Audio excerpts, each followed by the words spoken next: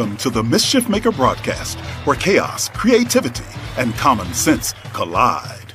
Your host, Joel Freeman, was kicked out of high school in Alberta, Canada. He left home at 17 and hitchhiked around North America as a long-haired hippie and dope-smoking fool. He made a 180-degree change, becoming one of the first chaplains in the history of the NBA. As a professional speaker, Joel has traveled to well over 55 countries. His many books have been published in 28 foreign translations. Pieces from his Black History collection have been seen by millions at the United Nations and many other venues. And now, the Chief Mischief Maker himself, Dr. Joel A. Freeman.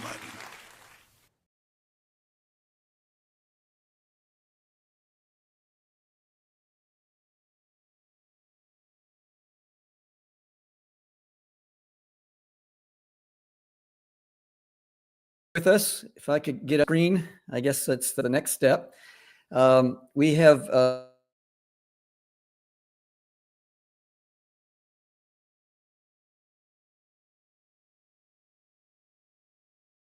making this show work.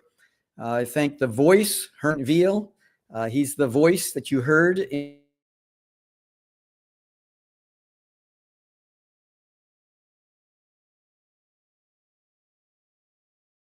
code that goes to chiefmischiefmaker.com. And there's a link tree to all sorts of things. In fact, our guest tonight will have a link tree, part of the link tree to get to his website so you can learn more about him.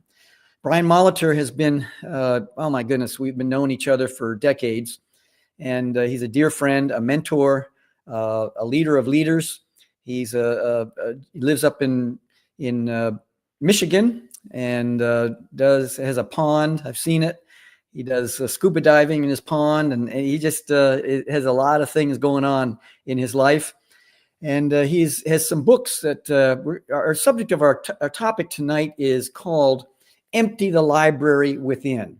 And I'm going to be playing a song for you, but I want to welcome folks. We know we have viewers in Japan, Australia, India, also Canada, United States, United Kingdom.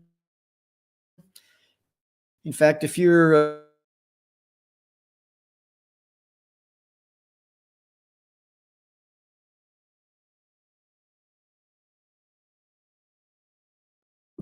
to be a part of that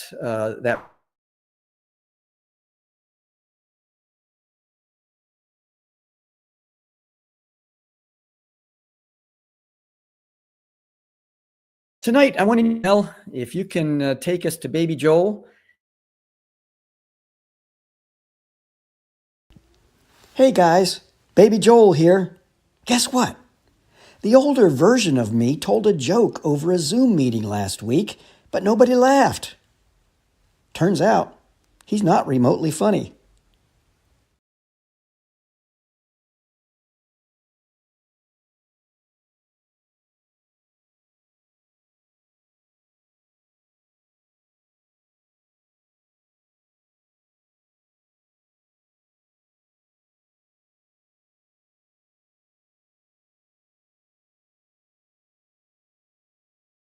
Library within. I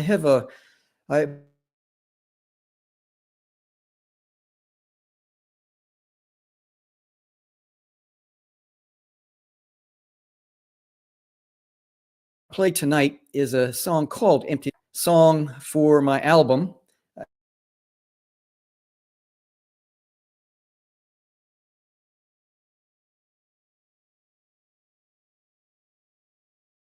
Introduce our show this evening.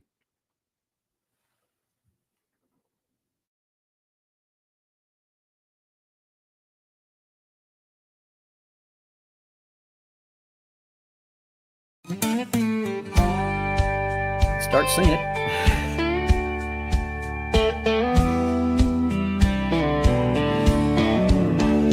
Bobby grew up in a small town, a dreamer with big eyes.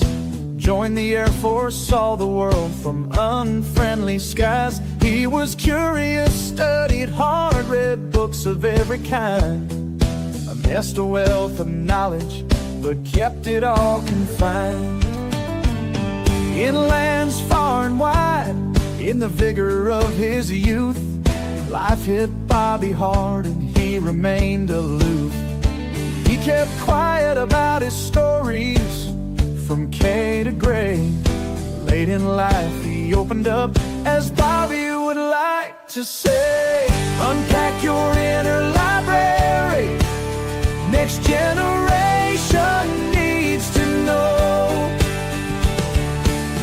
Release your hidden treasures, you got seeds to sow. The world needs your stories, both the bad and the good. Empty the library within, you should, you could, you could, if you would. He watched the rise of nations, the fall of ancient walls, saw little hope in the chaos, heard the silent calls. But all of life's adventures, both seen and heard, remained his hidden library with chapters burned. Now let me ask you gently, what wisdom will you reveal? What nuggets of gold, what tales of tempered steel? Bobby took stock of his life, his counsel in demand. What a shock, he opened up so others could understand. Unpack your inner library, next generation needs to know. Release your hidden treasures, you got seeds to sow. Write a book, tell your stories, both the bad and the good. Empty the library within, you should, you could, you could, if you would.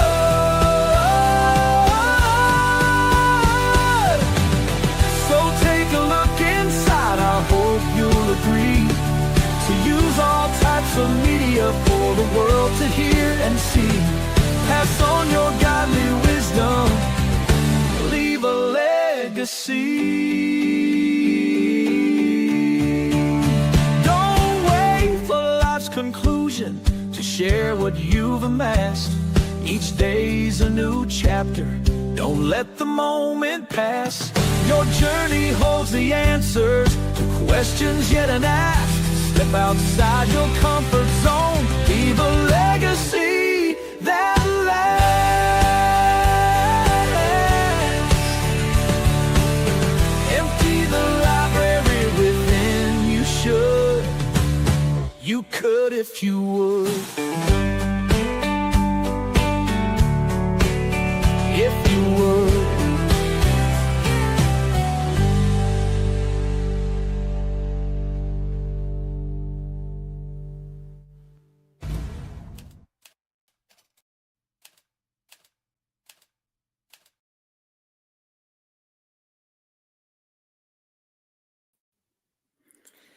Well, that's a song that I'll tell you where that came from. Over the years, we all attend funerals, memorial services, and when I'd look at someone in the casket, if that was the situation, or a picture on top of a casket or a picture on a desk, I would think about to myself, I wonder how much is in the library that is gone. And I just have thought to myself, man, I want to empty whatever's inside of me, the experiences, as in the song lyrics go, the bad and the good. You should, you could, if you would. And but I find that a lot of people that have a lot in there are sometimes reticent about sharing it for whatever reason. So tonight, we're going to unpack this in a way that I think you're going to really enjoy with Brian Molitor. He's done a lot of thinking about this, a lot of writing about it, a lot of research on it. And so let's bring Brian on now, Mel, and let's unpack this whole concept of Hey, Brian, good to see you. Hello, my friend. All the way from Midland, Michigan. Yes, And sir. just before we jump in there, I'd like for you, the viewer, if you're live tonight, you have the opportunity to ask questions. So during this evening, just get your fingers going and become a keyboard warrior. Ask your questions and we'll get to it, especially if it's relevant to the topic at hand, or if you have some insight you want to share, that would be good. Also include the country and the city you're in, and that would give us a great sense of what you are, where you're coming from, and maybe some of the sensibilities that you bring with that question or comment. Now, Brian, you have worked with a lot of organizations over around the world. You have traveled quite a bit. You've written quite a bit. What does legacy mean to you personally? And how has that definition evolved over time in your life?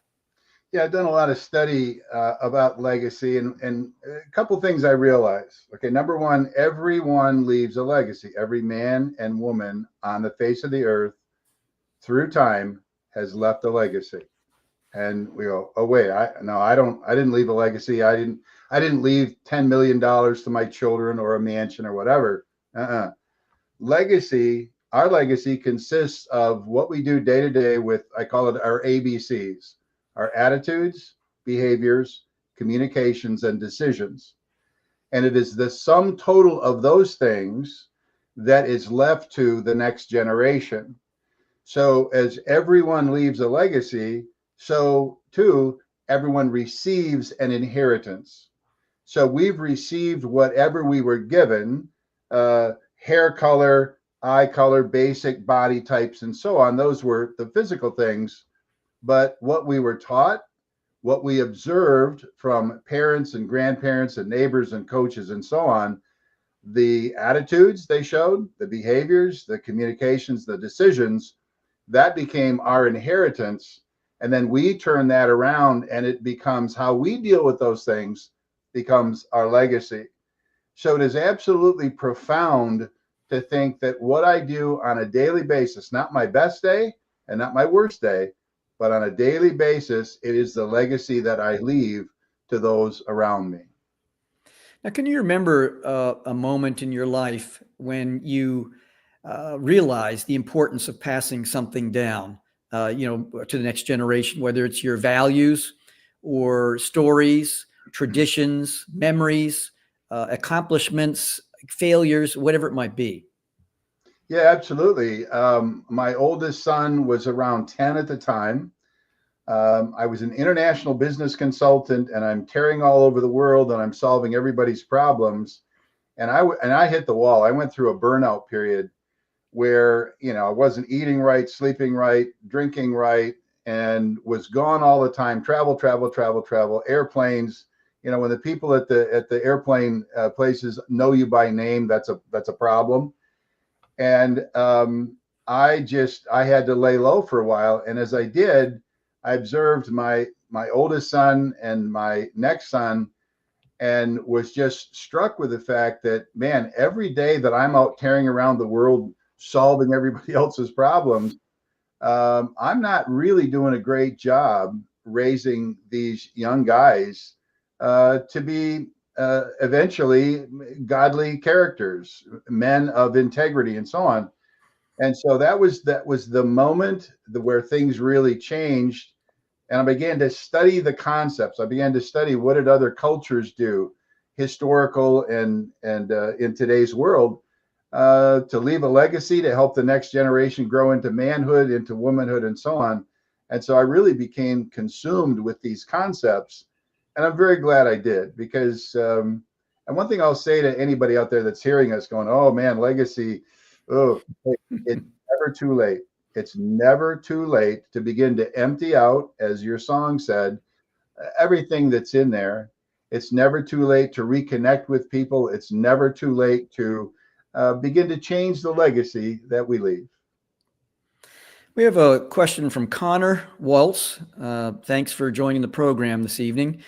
And Connor says, if you go in social media, people unpack way too much, exclamation mark. And it's Andy Warhol's 15 Minutes of Fame. How do you sort out the interesting and relevant from all the noise? Great question, Connor. Thanks. Brian? Yeah, that is a great question. Yeah, 15 minutes of fame. I'll tell you what, I'd rather have a lifetime of connection with those closest to me than 15 minutes of international fame any day. And so the way that I approach this is, and this is what I teach and counsel and coach people: draw a circle, make it a small one. You stand in the middle of it, put your immediate family, and then your extended family, and then your close friends, and even some business associates. And that's your circle where you want to spend the vast majority of your time. And so that is where relevance lies. Frankly, that's where interesting lies. And those are the people that we give to, we receive from. They're the ones that we're leaving our legacy to. They're the ones receiving the inheritance from us. So I tend to tune out a whole lot of the noise, Connor, and I focus on, to me, what's important, which is family and friends that are close by. Thanks so much. Now, how do you go, when you think about the most important lessons or principles that you hope to leave behind, what are they? I mean, what when you break it down, you've kind of edged around it, but what are some of the most important things? I think some of them are, and you don't want to get ethereal with this stuff. It's what's real. What does it take in most countries to have a life that you can feel good about? All right. So number one, it's relationships. Relationships matter to me above all else. So your connection with God, your connection with family, your connection with friends. Do you have the ability to relate to people of different races, of different colors, of different ages? And young people can learn these things. They can learn how to relate. And much of it deals with just listen and be concerned about others, show caring, show love. So relationship is one big one. Another one is industriousness. And this kind of gets lost today. But if you can teach young people, if the next generation learn to work and work well, become professional, mature at an early age, they shine like stars in the night sky, because so many are not getting that type of encouragement and those lessons. And I don't know anybody that's, maybe a trust baby or something, but the rest of us have to work for what we get. And I think hard work, good quality work is very, very important. So those are just a couple, Joel. So you're, when you think about making things sticky for the next generation, the whole idea of making it something that, how do you know it's going to be actually lived out? I mean, you have things that you have control over and responsibility for, things we don't have control over and responsibility for. Can you unpack that in terms of, this is what I have responsibility for, and this is what my kids have responsibility for? How do you help them, coach them to take advantage of the responsibility and to be able to walk it out? Yeah, I think number one, it starts, I love the word responsibility. My responsibility is to prepare my sons and daughters, and now my grandsons and granddaughters, to be successful in this world. All right. And success has lots of different ways we can define that. So that is my responsibility. My responsibility is to speak, it's to teach, it's to model more than anything else. And that is my responsibility. Their responsibility is to absorb as much of that as they can.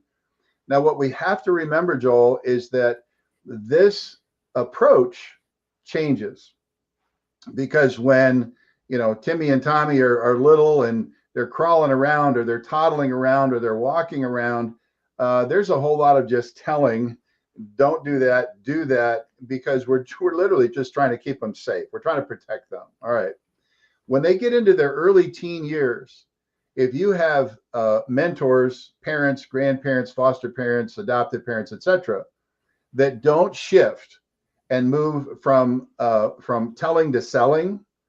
And by that, I mean explaining to young people consequences and options. Consequences and options. Then we just are holding them so tightly that eventually they have to break free. And so we have to shift our approach to the preparation of these young people. And if we don't do it, you get a number of things that are not healthy at all. You can have a young person, if I hold too tightly to them and don't release them slowly, then what happens is they either become unhealthily codependent, or they have to rip away and become prematurely independent. And what we want is a lifetime of interdependence between the generations. There was never supposed to be a generation gap. I think we create it sometimes if we push too hard and we don't help the young people begin to make their own wise choices, as long as it's not going to hurt them. We have a question from Leslie Suter out of Riverside, California. Even within those concentric circles of family, friend, and acquaintances, people increasingly communicate to each other through social media and don't even talk, let alone share experiences face to face. How can we fix this? Great question. And yeah, absolutely. I think centuries from now, we're gonna the human race is going to be found with curved necks and big thumbs, if we don't make a shift here. But I think what we do is you start within that circle and you start small. I think a great way to fail is to say, okay, family, no more social media, no more Facebook, no more phones, no more this, no more that. Wrong answer. Start small. How about at the dinner table, no phones? We've done that at our place and it works really well. The first couple of meals, everybody's looking around kind of scratching like, oh, are we supposed to communicate, talk? But after a while, even young people appreciate it. So start slow, start small, and pretty soon we start to wean away from these things. Another thing is get outside into creation. It is so beautiful. And if you can just get out into nature a little bit, and I'm not talking about, bird watching or something, that'd be great if you want to, but literally go to the backyard, go stand by a river, whatever, with the people around you. And that natural beauty, the ambiance, and the sounds and the sights will help to break us free from some of the social media addiction. And it really is an addiction at this point. I know I've seen where people will go to a restaurant, put all their phones in a bowl in the center, and whoever uses the phone during the dinner has to pay for everybody else. So that's probably a good thing to implement if we went out to dinner. Ted Wallace, go ahead. I'm sorry. You're going to say? No, that's great. That's great. And if it's with my family, I know I'm going to win that one. The young guys are going to. Ted Wallace, families and friends rarely live in proximity to each other anymore. There is no village, quote unquote. Work is seldom local or long-term in one organization. So what is to be done? Yeah, another great question, man. You got some wonderful folks here that are taking part in this, Joel. This is fantastic. I would say this: there is a village. Now, remember the circle I talked about. A village doesn't have to be huge. A village can be very small. And I think if we think in terms of a small village, I know tens of thousands of people from my travels and TV work and all that stuff. But I only really want to spend a lot of time with perhaps a dozen, and only a few of them live close enough where we can do that. But I'm satisfied with that. And family members again. So stop thinking in terms of this huge village and wishing it was different.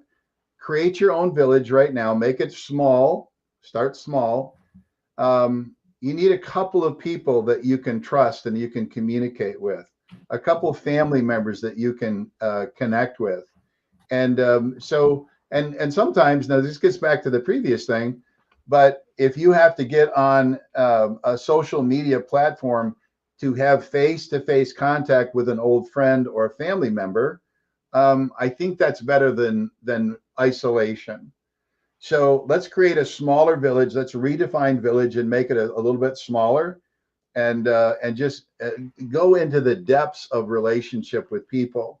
We can do this. We can talk about, tough stuff. We can talk about exciting stuff. We can talk about what do we love in this life, and what are you looking forward to, and what's your greatest regret.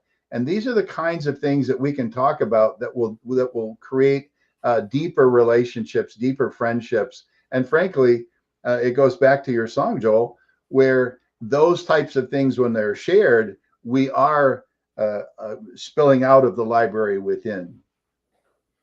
Thanks, Ted. And thanks, Brian. Now, a few comments earlier, you mentioned the word success. And I just was wondering what your definition of success is, and how does one know if they are successful, or if they're, what does that mean?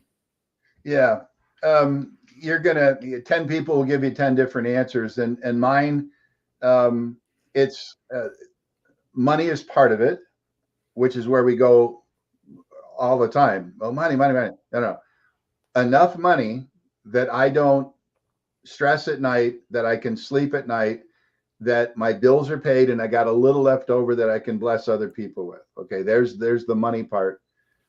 Relationship success is the most important in my view. If you have people that you love and that love you, if you have peace of mind, which is just such a rare thing these days, with millions of people on antidepressants and anti-anxiety medicine and so on, we've lost our peace of mind.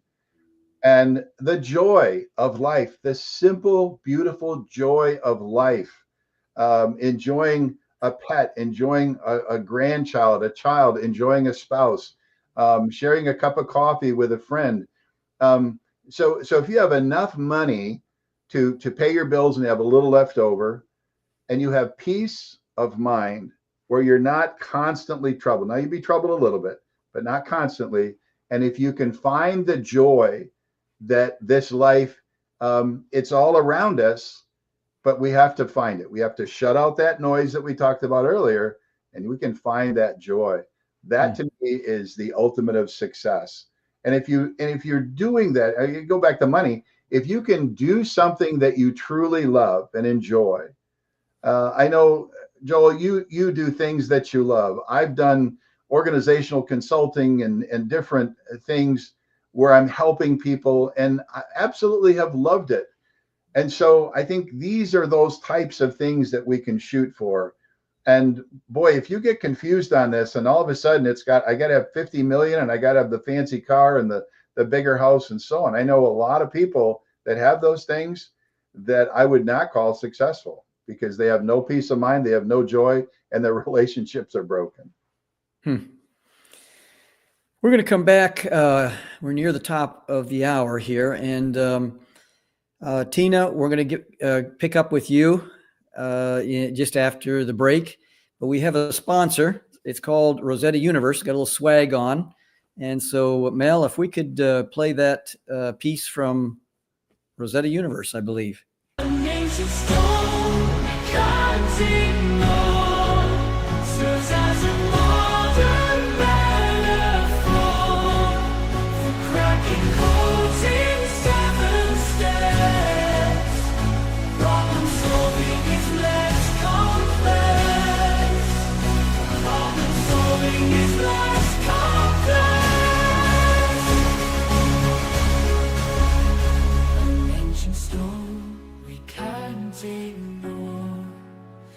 As a modern metaphor for cracking codes in 7 steps, problem solving is less complex.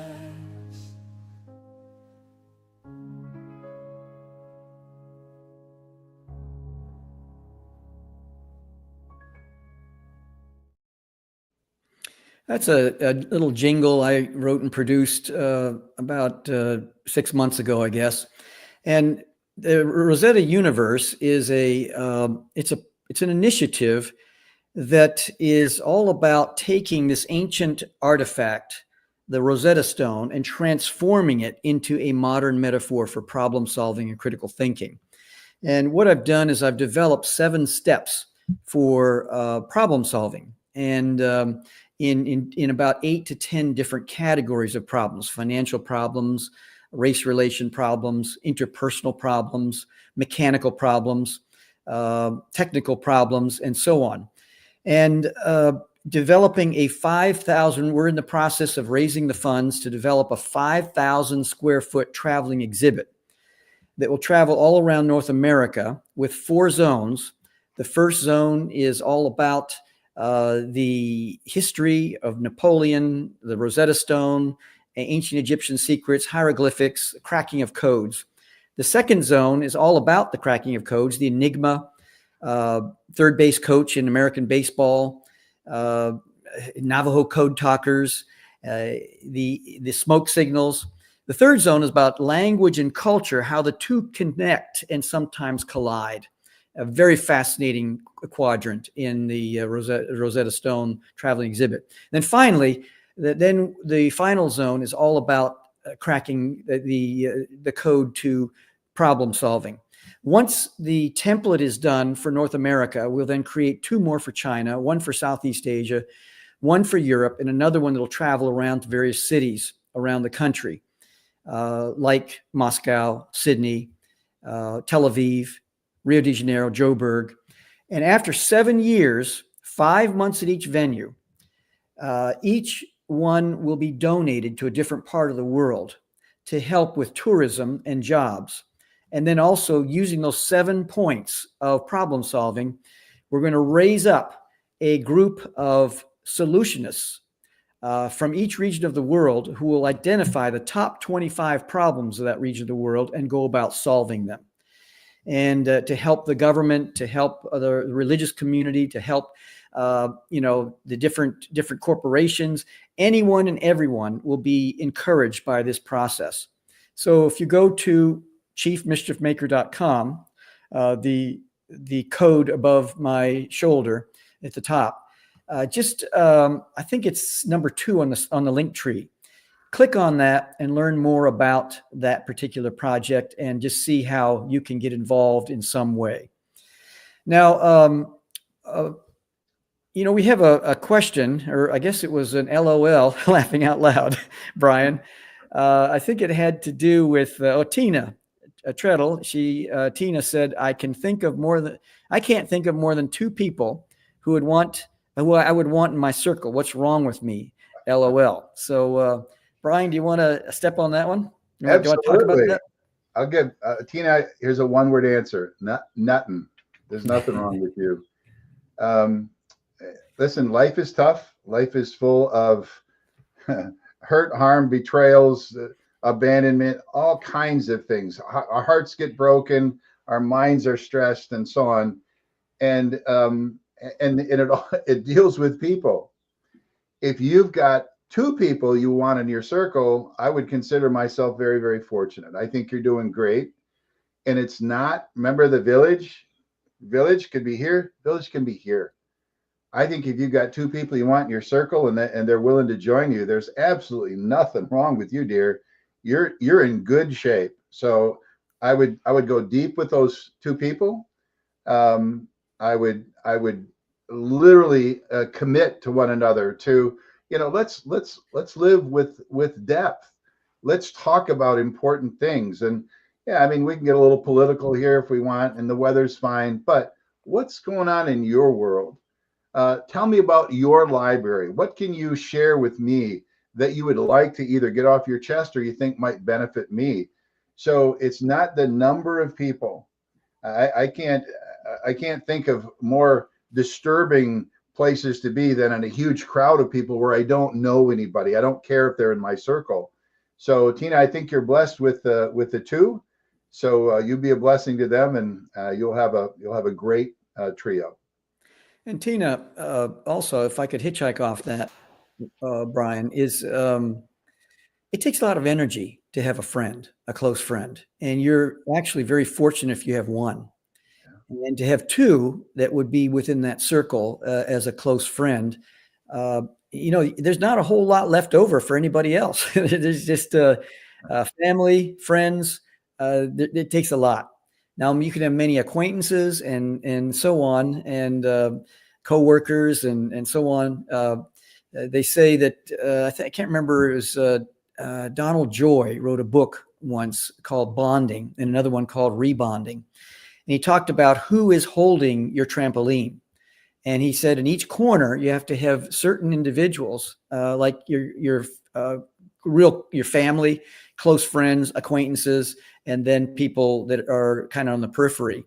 And if you have all four corners of your trampoline held, and you go through a personal crisis, health-wise, financially wise, whatever, you'll be able to bounce back better and faster by having those corners held. So if you think of it in that metaphor, to have that two people holding one corner, and then just be thinking, but you're doing just fine the way you are, and it's a lot of energy. And thanks, Brian. Thanks, Tina. Serena Jackson. Every time I get involved in small groups, before you know it, they want a loan. Wow. Interesting. If your name was Serena Williams, I could understand that, right? Yes. Well, that's a fascinating point. Actually, Serena, I was just going to write to you and ask you for money. So that won't happen. Listen, dear, I think a small group is formed generally for a purpose. So it might be a group at a church, it might be a civic group, it might be a work group or whatever. So there should be some sort of a charter for that group. There should be some stated values for the group if it's anything formal. All right. And if it is, people asking for a loan in one of those established groups would be very inappropriate on their part. That's bad. If you're talking about a group of acquaintances that you step into, I think it sounds like over time it maybe has happened more than once. And so I think let's just be a little more discerning about who we open up to, who we let into our lives, and who we step into. And again, instead of a small group based on your experiences, let's try one or two people. So think about, who do I enjoy spending time with? Who do I trust? And you reach out to those people, and we won't worry about the rest of them for right now. And it's also appropriate to say no. And sometimes we have to stand in front of a mirror and go, no, no, no. Thomas Cook says, most people, I don't want to see them unpack. Most people, I don't want to see them unpack. I prefer they pack up and go. Okay. Well, again, if we're dealing with most people, that may well be true, but a few highly selected people that have qualities and values that you appreciate, I think your life will be richer if you can even find one or two people like that you wouldn't mind them unpacking. If we start seeing most people or all people through a lens of, man, this is going to be bad, this is going to be ugly, then we become isolated, and you become isolated, and then we're not giving anything out. Nobody's putting back into us. We become a little stagnant. It's that Peanuts cartoon where it says, or a meme, he says, it's, I love mankind or humankind. It's people I can't stand. So true. Oh, well, I wanted to ask you, Brian, about, I know you've written books, you've been on TV, you've used every type of media possible to unpack your personal library. And I was just thinking, what's the process look like when when we have people of different generations that are watching this evening or today, whatever time you're watching this, either live or on Spotify or YouTube or whatever. What's the process of unpacking your library? Yeah. And using the media to do so. Yeah. Well, number one, it's to sort through your message. There's if the unpacking is an ego trip, maybe leave it in the suitcase. The motive of sharing our lives is to help to bless other people.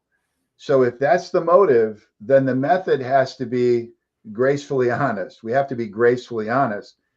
Um, as a father, as a husband, as a business guy, the last thing I feel like I want to do is tell my kids when I messed up, when I got something wrong, when my thought life was horrible, when I made a bad investment, etc. But those are the lessons that can absolutely protect and prevent the next generation or people around us from making the same mistakes. Here's the way it should be, Joel. Every generation should be wiser. They should be smarter. They should be more capable of succeeding in this world, and so on. But often that's not what happens. And so that legacy that's passed down, I think we leave a lot of gaps in there. And so if we're just honest with our people, especially the next generation, now I'm not talking, you don't share your deepest, darkest secrets with a 5-year-old. We don't do that. But when your children become of an age where they can reproduce, they can get into trouble, they can get in a car and go places, they could hurt other people, they could be hurt themselves. Man, that's the time where you have to set aside your pride and share the good and the bad and the ugly. And that happens through quick discussions. Again, we understand that in today's world, we don't have 5 hours to sit with the kids and talk. But man, if you mentor as you go through life, you can get a lot of information out in a short period of time. And again, it's options and consequences and explaining what happened to me and how you might be able to prevent that. These are key things that we need to share. And if I could hitchhike off that, there's also, I know one thing that I've used in my life is I have made a list of areas where my counsel is in demand. And if I can't see that very well, then I ask someone who's close to me, what are the things that people want to know when they get around me? And then write a book about it. And, Brian, that becomes a time management tool. So if someone wants to learn about Black history, either co-author or author a book about Black history or put up a website. And I know I have a website that is specifically for that purpose.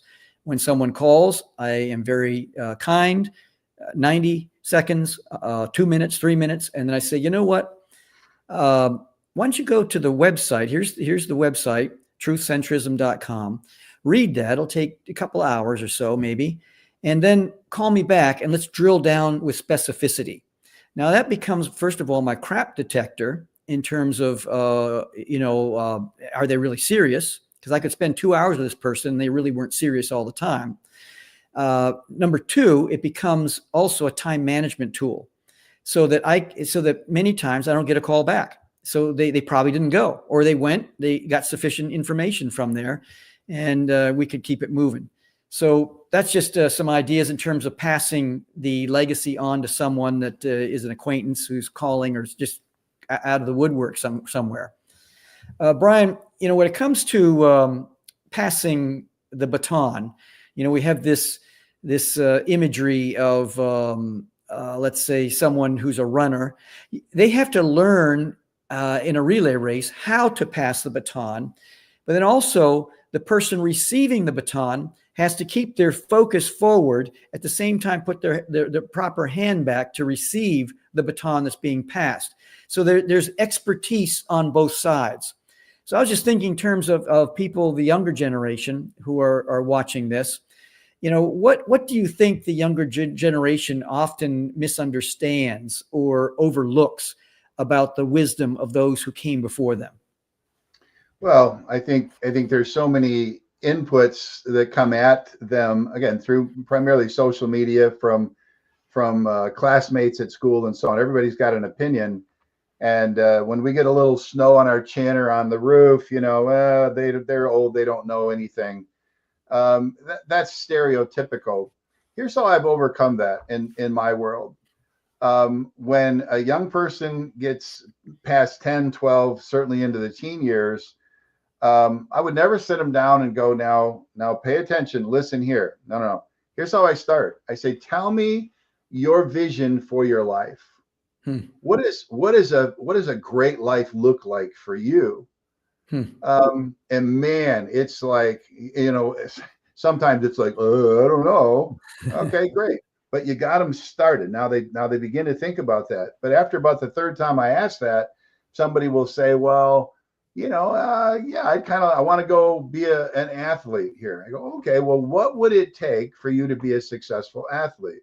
Well, I guess I'd have to eat right. Yeah. Anything else? Yeah, I guess I'd have to build my strength. And so it doesn't matter what it is. It could be doctor, lawyer, airline pilot, athlete, If you can get a young person to identify the basic course that they hope to go on, then not only can you teach them, but you can create these opportunities for them to develop the skills. For example, my oldest son, Chris, asked him that when he was very young. I love basketball. I want to be a basketball player. So buy the basketball, I'm coaching him and so on. Well, he ended up playing in high school. He went on to university, Southeastern University in Florida, USA, was a captain on a national championship team. All right. And that shaped his life. Number two son, Stephen, he liked music. And I must be crazy, but I do believe in what I'm doing because I bought him a drum set. The first thing I bought him. I put it at the far end of the house. Yeah. And this little guy, bang, bang, bang, bang, bang. Today, Stephen can stand at any piano or keyboard talking to you, and with one hand, he can do the most beautiful melodies that comes right from his heart. All right. So these are things. If you start with what do they want to do, where do they want to go, and then the pieces of you that really apply to that course and direction, to their vision, it automatically comes out, and then pretty soon they're coming back asking for more. Beautiful, beautiful time when that happens. That's great. Jack, Fried, I'm saying Fried because in German, when two vowels go walking, the second does the talking. Yeah. And so I hope I got your last name right, Jack. When I was a kid, Jack is saying, we had family meals daily. And as kids, my sister and I were expected to share with our day with our parents. This formed basic social and communication skills. And we did this through high school. There's nothing like it today.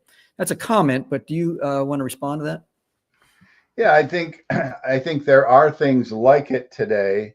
It's just quicker and shorter. It's quicker and shorter. All right. So we may not be sitting down for meals together because, Timmy's got soccer practice and Sally's doing music stuff and mom's working and whatever. So there are just so many things working against the old way of doing things. And I can relate with Jack. That's how we did it. Like it or not, you're gonna sit here and we're gonna talk together. And it was phenomenal. It was wonderful. So I think you just have to shorten those time frames and catch it when you can. But there is a need inside each of us, be we a little older or a little younger, to relate and to connect. And so just fight against it. Don't give up, but fight against that social media, the phone in the hand and the computer and stuck in your face and so on. And just carve out little pieces of time. Hey gang, how about Saturday morning we just take 1 hour and we talk about what happened this last week. You can give that a try. If you make it 15 minutes before everybody's that's a good 15 minutes. So don't give up and don't give in to, well, this is just how it is today. How it is across the street doesn't have to be how it is at your house. Thanks, Jack. Brian, you have a couple of books that speak directly to our topic tonight, Empty the Library Within. Do you want to hold those up for people to see? It's about the daughter, the girl. Let's see, what is that one called? This is Boy's Passage, Man's Journey. And this is about helping the next generation of young guys to grow into mature manhood. And I give a strategic plan in there, and it deals with having a plan, and then lifelong mentoring, intentional blessing, and then a modern rite of passage. So that's for boys. That's available just anywhere, Amazon's and many other stores. This is one of my favorites. This is Girls Passage, Father's Duty. I don't know if it shows up pretty well. And this is about raising daughters, same kind of a plan, lifelong mentoring, intentional blessing, and a rite of passage. And so we talk about my sons and daughters and the things that my wife and I did to help them to kind of move into their next phase of life. They're all doing really well, by the way. This is a fun one here called Mentoring Moments, and it's 52 life lessons for the next generation. And it's all kinds of good stuff that kids are not really getting it in school, not necessarily getting it in church or wherever. So I looked at 52 things that I would want every young person to know.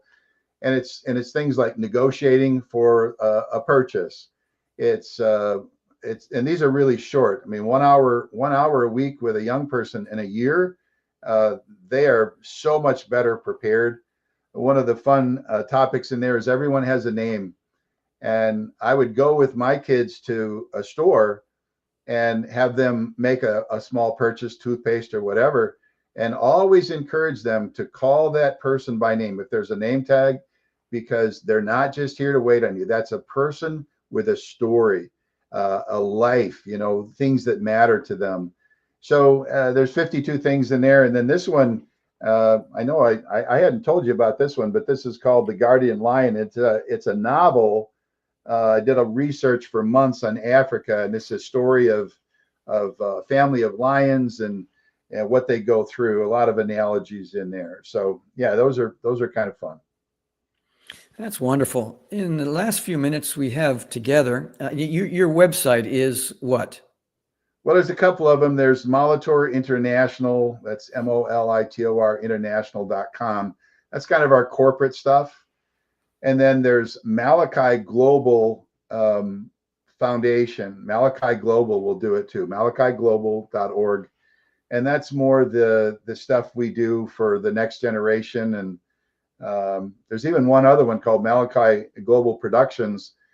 We did 3 different TV series filmed all over the world.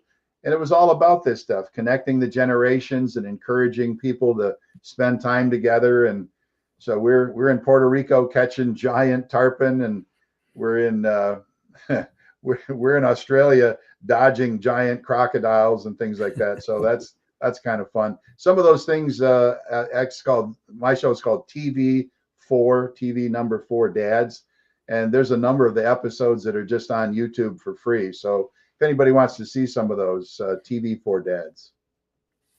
What advice would you give to someone who feels disconnected from their family or even their cultural legacy, but want to reclaim it?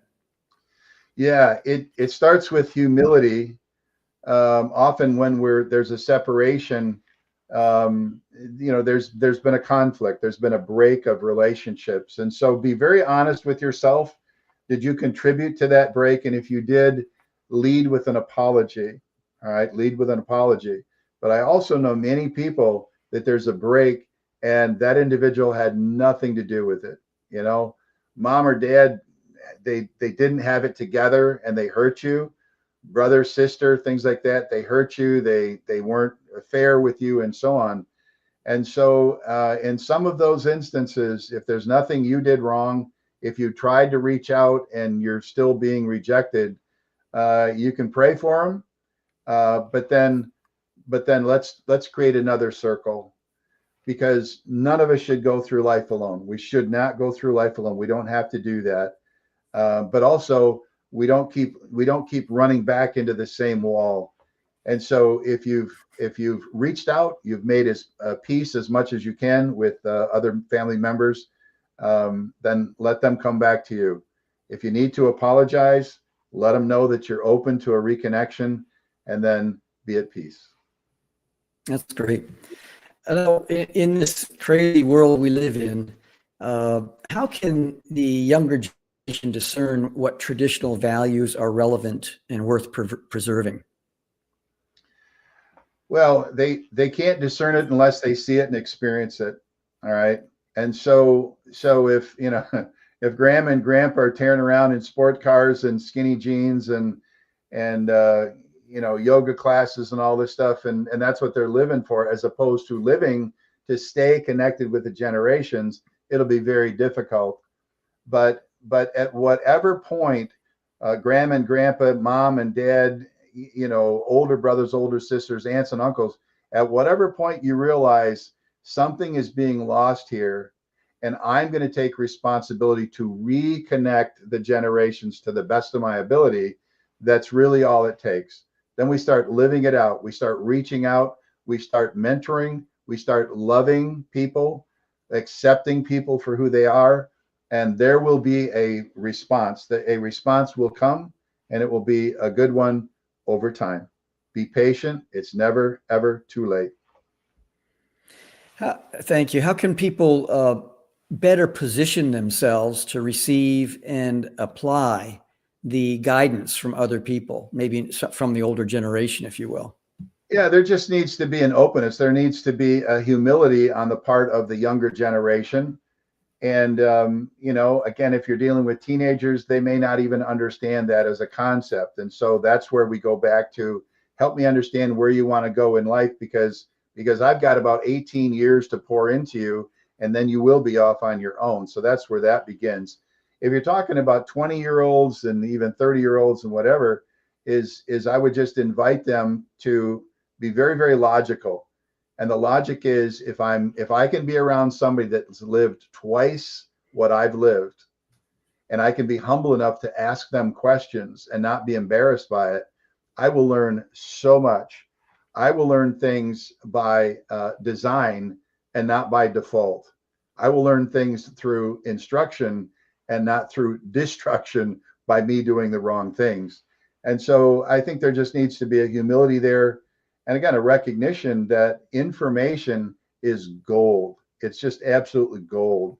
And so I just love your concept here, my brother, of unpack that library, because we all have one in there and it's good stuff. So let's be open and receive it. So if someone listening who's maybe got a little snow on the head and has been around for a little bit, but is how can I put this? Maybe is fearful of using technology, computers, whatever it might be. Speak to that person in terms of how they can utilize this to pass on, the legacy, the empty library within. Yeah.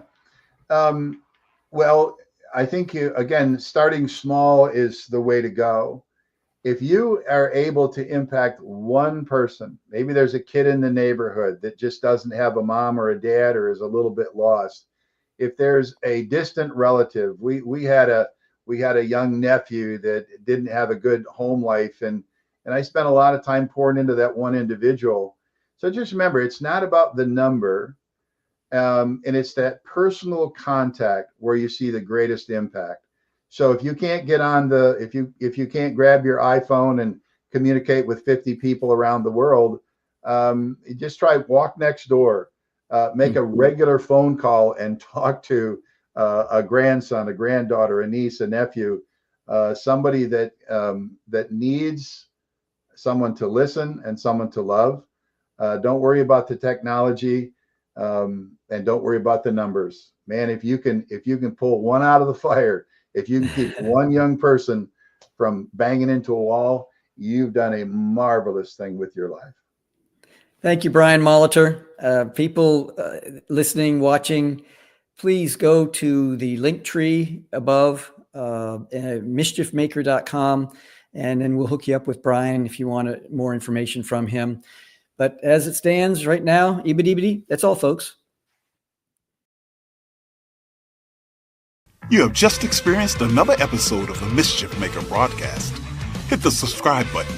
Connect at chiefmischiefmaker.com. Thanks for coming along for the ride. And hopefully, you are now a bit closer to becoming a mischief maker in your part of the world.